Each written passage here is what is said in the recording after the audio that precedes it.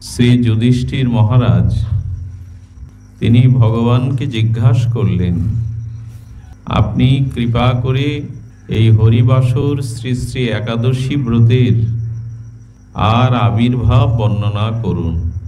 হরিদাস বর্য ধর্মরাজ মহারাজ যুধিষ্ঠির জিজ্ঞাসিত হলেন, কার কাছে? শ্রী ভগবানের নিকটে। হে দেব, এই অতি পবিত্র পূর্ণ একাদশী তিথির যে আবির্ভাব মহিমা কথা আপনি কৃপা করে আমাকে বলুন। বলছেন, সত্যযুগে মূর নামক একজন দৈত্য বা অসুর ছিলেন, মহা পরাক্রমশালী। পৃথিবী সৃষ্টির সাথে সাথে এই দেব এবং অসুর, রজ এবং তম, অজ্ঞান এবং বিশুদ্ধ জ্ঞান, পাপ এবং পূর্ণ, এটি সৃষ্টির প্রারম্ভ থেকে আছে। তো অসুরদের কাজ, দেব দৈত্য দানবদের কাজ হলো শুভ শক্তিকে পরাজিত করা, দেব শক্তিকে পরাজিত করা। যেমন আমাদের মধ্যে বিবেক আছে, চেতনা আছে, আবার অসৎ বুদ্ধি, রজগুণ তমগুণ আছে। আমরা যেমন কাম, ক্রোধ, লোভ, এই রজ এবং তম প্রকৃতি গুণের দ্বারা বশীভূত হয়ে পড়ি, পরাজিত হই বারবার। সত্য পরাজিত হয়, ন্যায় পরাজিত হয়, বিবেক পরাজিত হয় অসত্যের কাছে, অবিবেকের কাছে। শুদ্ধ সাত্ত্বিক পরাজিত হয় রজগুণ তমগুণের কাছে। তেমনি এই মূর নামক দৈত্যের কাছে দেবরাজ ইন্দ্রাদি দেবগণ বারবার পরাজিত হয়ে তারা লাঞ্ছিত আর স্বর্গ থেকে বিতাড়িত হতে লাগলো। এবং দেবগণ নিরুপায় হয়ে ভগবানের চরণে একান্ত প্রার্থনা করল, প্রভু এই দৈত্যের হাত থেকে আমাদেরকে রক্ষা করুন। আপনার চরণে শরণাপন্ন, আপনার চরণে প্রণতি, স্তুতি, আকুতি, আমাদেরকে রক্ষা করুন। ওং নমো দেবদেবশ, আপনি কৃপা করে হে দেব আমাদের উদ্ধার করুন।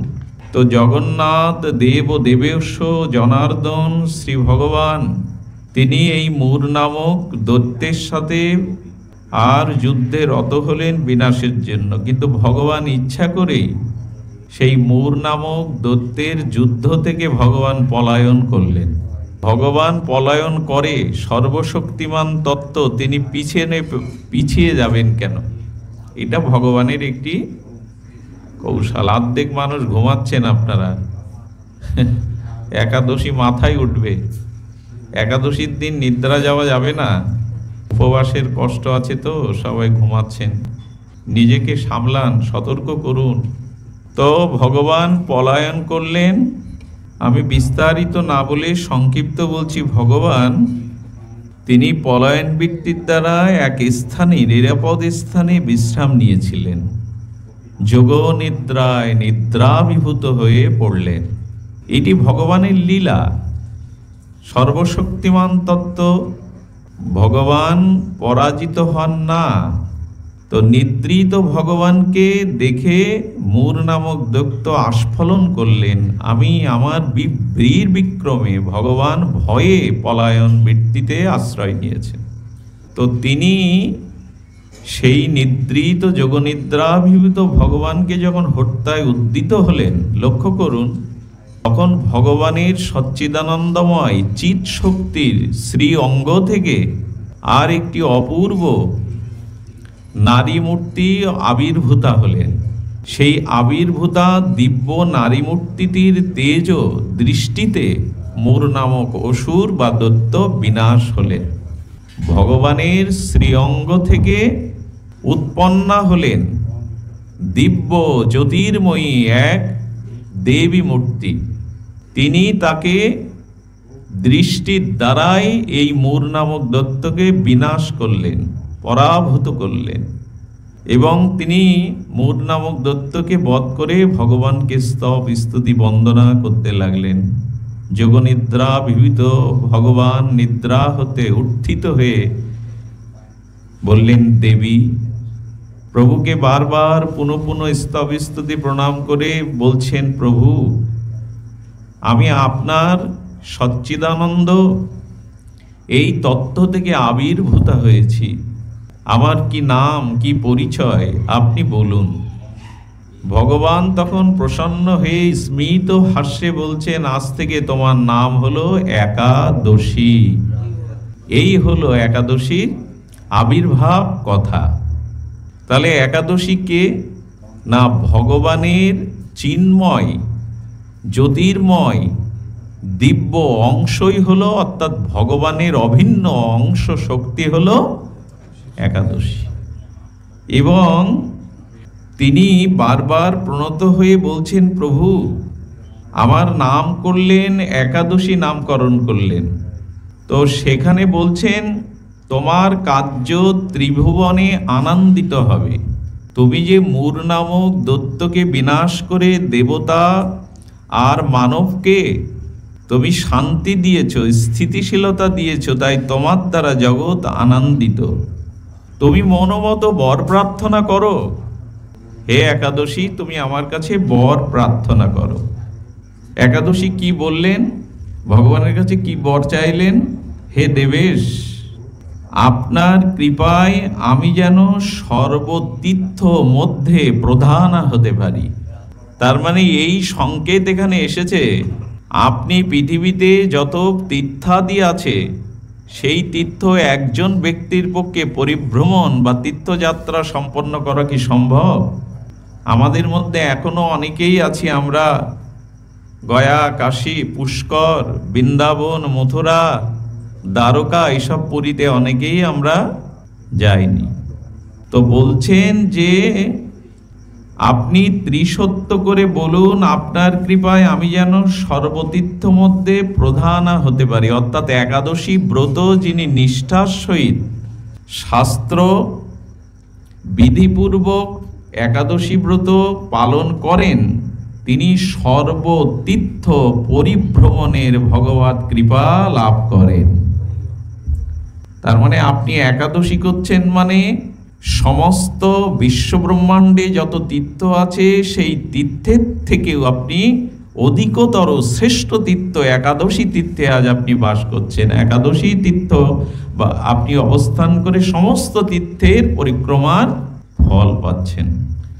কথাটা ভগবান বলছেন। এখন আপনি এরকম গুরুত্ব দিয়েছেন, আমি গুরুত্ব দিয়েছি যে একাদশী নিষ্ঠার সহিত পালন করলে সমগ্র তীর্থের মধ্যে শ্রেষ্ঠ তীর্থ পরিভ্রমণের ফল প্রাপ্ত হয়। সর্ববিঘ্ন নিবারণকারী সর্বসিদ্ধিকারিণী যেন আমি আপনার কৃপায় হতে পারি। দেখুন কি মহিমা! আমাদের তো শ্রদ্ধা নাই, আর এইসব কথায় সুদৃঢ় বিশ্বাস নাই। একাদশী ব্রত যিনি নিষ্ঠার সহিত পালন করবেন, সর্ববিঘ্ন হতে তিনি মুক্ত হবেন। এই কথা বিশ্বাস করুন, দৃঢ়তার সহিত মেনে নিন। যিনি শাস্ত্রের বিধিপূর্বক সদাচার পূর্বক বিধিনিষেধকে মান্যতা দিয়ে একাদশী ব্রত পালন করেন, তার জীবনে সর্ববিঘ্ন যাতে দূর হয় সেই বর প্রার্থনা করছেন। প্রভু, একাদশীতে যদি নিষ্ঠার সহিত কেউ পালন করে তাহলে সর্ববিঘ্ন নিবারণ হবে, সর্বসিদ্ধিকারিণী যেন হয়। আমাকে বর দিন, সর্বসিদ্ধি তার প্রাপ্ত হবে। হে জনার্দন, হে কেশব, যারা আপনার চরণে ভক্তিপূর্বক একাদশী ব্রত পালন করবে, কার সাথে কথা হচ্ছে এটি বলুন আপনারা? কার সাথে কথা হচ্ছে? শ্রী ভগবানের সাথে। ভগবানের পরমা শক্তি উৎপন্না এই দিব্য জ্যোতির্ময়ী একাদশীর সাথে কথা নয়, বর প্রার্থনা করছেন এবং ত্রিসত্য করে বলেছেন, আমি যা চাইবো প্রভু আপনি তা আমাকে প্রদান করবেন। বলছেন, হে জনার্দন, আপনার প্রতি ভক্তিপূর্বক একাদশীর দিনে যারা উপবাস করবে তাহাদের সর্বসিদ্ধি যেন প্রাপ্ত হয়, আপনি আমাকে এই বরই প্রদান করুন। ভগবান বলছেন, হে কল্যাণী, আমি তোমাকে এই বর প্রদান করছি যে তোমার সমস্ত মনোরথ যেন পূর্ণ হয়। তুমি যাহা বললে তা যেন সিদ্ধ হয়, ভক্তগণের সমস্ত মনোরথ পূর্ণ হয়। যারা একাদশী এবং আমার পূজা করবে তাদের সুখভাজন হবে, সর্বতীর্থের অধিক পুণ্যশালী হবে, শ্রীবিষ্ণু দৃঢ়সত্য করে এই বরদান করেছিলেন। শাস্ত্র এমন বলা আছে যে তোমার ভিতরেও যে অসুর, মূর, এই জন্য গোবিন্দের আর এক নাম হলো মুরারি, ভগবানের আর এক নাম হলো কেন মুরারি? মূর নামক দৈত্যকে তিনি বধ করেছিলেন, এই জন্য ভগবানের আর এক নাম মুরারি। তো একাদশী ব্রত পালন করলে আমাদের ভিতরে যে কাম, ক্রোধ, পাশবিকতা, আসরিকতার রূপ দৈত্য আছে, ওই একাদশীর কৃপায় সেটাও বিনাশপ্রাপ্ত হবে। আমাদের ভিতরেও দৈত্য আছে, অসুর আছে, কাম, ক্রোধ, ভোগ, বাসনা, পাপ, এইগুলি সব অসুর বৃত্তি সম। শাস্ত্রে এরকম বলা আছে, একাদশীর সমান কোনো ব্রত, কি বললেন একবার বলুন আপনারা, একাদশীর সমান কোনো ব্রত নাই। যত ব্রত আছে, যেমন নদীর মধ্যে শ্রেষ্ঠা হলেন পতিত পাবনী গঙ্গা, তীর্থের মধ্যে তীর্থরাজ যেমন ত্রিবেণী সঙ্গমের, গঙ্গা যমুনা সরস্বতীর সঙ্গমের স্থল পুষ্কর, গাভীর মধ্যে যেমন কামধেনু বা সুরভি, তেমনি ব্রতের মধ্যে হলো একাদশী। মার্গশীর্ষ কৃষ্ণপক্ষে উৎপন্না একাদশী, মার্গশীর্ষ অর্থাৎ অগ্রায়ণে কৃষ্ণপক্ষে বিষ্ণু দেহহত মুরাসুর বর্তায় তিথি একাদশী বরা, অর্থাৎ অগ্রায়ণ মাসের কৃষ্ণপক্ষে বিষ্ণু দেহ হতে আর মুরাসুর বদ্ধাতাত্থায় তিথি রেকা একাদশী বরা। কেউ যদি প্রশ্ন করে একাদশীর, ঠাকুর একটু আসতে, একাদশীর সৃষ্টি কবে হয়েছিল? না, সেই সত্যযুগে মার্গশীর্ষ অর্থাৎ আগের বৎসরের প্রথম মাস ছিল কোনটি? বৈশাখ। এটা সম্রাট আকবর সম্ভবত বাংলা সালের প্রথম মাস করেন বৈশাখ। আমাদের গীতাতে বলছেন অগ্রহায়ণ হলো আমাদের বৈদিক সনাতনের বৎসরের প্রথম মাস আগে ছিল, কিন্তু পরবর্তীতে রাজা মহারাজারা খাজনা বা তাদের করের সুবিধার্থে তারা বৈশাখকেই প্রথম বছরের মাস হিসাবে গণনা করেন, এটা অনেকের জানা। তাহলে আপনাদের কাছে যদি প্রশ্ন করে একাদশীর আবির্ভাব কবে, তো শেষ সত্যযুগের আদিতে মার্গশীর্ষ অর্থাৎ অগ্রহায়ণ মাসের কৃষ্ণপক্ষে শ্রী ভগবানের অঙ্গ থেকে দেবদূতির্ময়ী এই একাদশীর সৃষ্টি বা আবির্ভাব, এগুলো আমাদের জানা থাকতে হবে। তো শাস্ত্রে বলছে তচ্চ কৃষ্ণ প্রণীতা দ্বিবিধা প্রাপ্ত তত্ত্বস্তথা ভোজনস্য নিষেধ ধা কারণে প্রত্যাবায়ত। একাদশীটা করতে হবে কেন? আমার পাপ ক্ষয় হবে বলে, আমার পুণ্য হবে বলে, আমি স্বর্গে যাব বলে? মা বলুন আপনারা একাদশী কেন করেন? আপনারা পাপ ক্ষয় হবে বলে, পুণ্য হবে বলে, স্বর্গ আদি পাবো বলে, সংসারের উন্নতি হবে বলে? না, এই উদ্দেশ্যে করলে সেই উদ্দেশ্যটা উদ্দেশ্য, তবে সেটা সকাম হয়ে যাবে, নিজের কামনার জন্য হয়ে যাবে। একাদশী করতে হবে কেন? যেন ভগবান প্রসন্ন হন, শ্রীকৃষ্ণ রাধারানী প্রসন্ন হন। ভগবানকে আনন্দ বা প্রসন্নতার জন্য যা করা হয় তা সর্বমহামঙ্গলযুক্ত হয়। আমার রোগ শোক বিপদ আপদ দূর করবার জন্য যে ব্রতের সংকল্প করা হয় সেটা অত্যন্ত সকাম, সেটা নিজের স্বার্থ, নিজের কামনার জন্য হয়। তস্মিন তুষ্টে জগত তুষ্ট তরুমূলং নিষেবনং চ, অর্থাৎ বৃক্ষের গোড়াতে জল সিঞ্চন করলে যেমন শাখা পোশাখা পল্লবিত হয়, যে কোনো অনুষ্ঠান ব্রত যদি ভগবানকে আনন্দ দানের জন্য হয় তবে সর্বময় মঙ্গল হয়ে যায়, আলাদা করে কিছু চাইতে হয় না। আচ্ছা, বাড়ির যিনি কর্তা, জাগতিক কর্তা, সংসার যাত্রা নির্বাহ করেন, সংসারের সবার ভরণ পোষণ করেন, কোনো কারণে বাড়ির কোনো পরিবারের সদস্যের কারণে সেই কর্তা ব্যক্তি যদি খুব প্রফুল্ল থাকেন, প্রসন্ন থাকেন, সেই দিন বাড়ির সবার আনন্দ হয় না? আজকে বাড়ির কর্তা ব্যক্তি খুব প্রসন্ন, হাসছেন, আনন্দ করছেন, আজ তার মনে আনন্দ ধরছে না, তাহলে বাড়ির সন্তান, স্ত্রী, পুত্র, অন্যদের আনন্দ হয় না? আর বাড়ির কর্তা ব্যক্তি যদি অপ্রসন্ন থাকে, মুখ ভার করে থাকে, তাহলে অন্যদের কি হয়?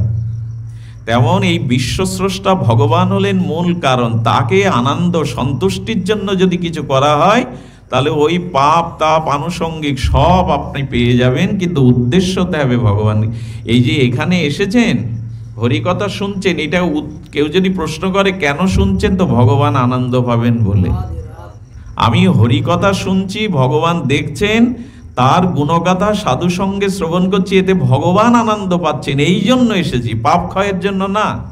এগুলো জেনে ব্রত করলে, এরকম মহৎ নিষ্কিঞ্চন উদ্দেশ্য থাকলে ভক্তি হয়, যে ভগবানকে শ্রীকৃষ্ণের প্রীতিবিধান করার শাস্ত্রের উদ্দেশ্য। এই হেতু একাদশী ব্রতের নিত্যতা। একাদশী ব্রতে কি করতে নাই? ভোজন করতে নাই। দেখুন, একাদশীতে যারা শরীরের অসুস্থতার দোহাই দিয়ে, বা আমাকে ওষুধ খেতে হয়, আমার এই রোগ, এই না হলে 3 বেলা এই আহার যদি না করলে, এইসব অজুহাত দেখান, শাস্ত্রে বলছেন যে আপনি যদি একাদশী ব্রত তে পঞ্চশস্য অন্নাদি ভোজন করেন, তাহলে যে পাপগুলো হয় সেগুলো তো শিহরিত হতে হয়। একাদশীতে যদি কেউ অন্ন ভোজন করেন বা একাদশী না করেন, তাহলে প্রথমত তার ব্রহ্মা হত্যা, স্ত্রী হত্যা, ভ্রূণ হত্যা পাপ প্রাপ্ত হন। কতগুলো ভয় ধরাবার না? যিনি ব্রত করবেন ভগবানকে প্রসন্নতার জন্য, সেই দিন তার শরীর, তার সকল কিছুর দায়িত্ব ভগবানের উপরে চলে যায়। নিষ্ঠা, প্রীতি, ভক্তির সহিত ব্রত করুন, দেখবেন যার জন্য ব্রত করছেন তিনি আপনার শরীরকে রক্ষা করবেন। উত্তরপ্রদেশে অতি পাপী, ভ্রষ্টাচারী, হেন পাপ নেই করেনি, সে মারা গেল একাদশীর দিন। এমন পাপী যে তাকে সমাধি দেওয়ার একটা বস্ত্র কেউ দিতে চাচ্ছে না। তার যে সমাধি দেবে মাটির নিচে, তো বস্ত্র দিতে চাচ্ছে না। একজন নির্জলা একাদশী করতেন, তিনি তার বস্ত্রের অর্ধেকটা কেটে ছিঁড়ে ওর সমাধির উপরে আচ্ছাদন দিলেন। পরবর্তীতে সেই আত্মাটি যখন উদ্ধার হওয়ার নয়, ভ্রষ্টাচারী পাপী আত্মা, এই পাপী জীবাত্মা, কিন্তু তিনি হর্ষান্বিত হয়ে আর বাণী বলতে বলতে গেলেন, এই নির্জলা একাদশী ব্রতধারীর এত পবিত্র, ভগবান এত প্রসন্ন হয়েছে যে তার অঙ্গের প্রসাদী বস্ত্রখণ্ড আমার অঙ্গে দেওয়াতে আমি এখন মুক্ত হয়ে, পাপ মুক্ত হয়ে উদ্ধার হয়েছে।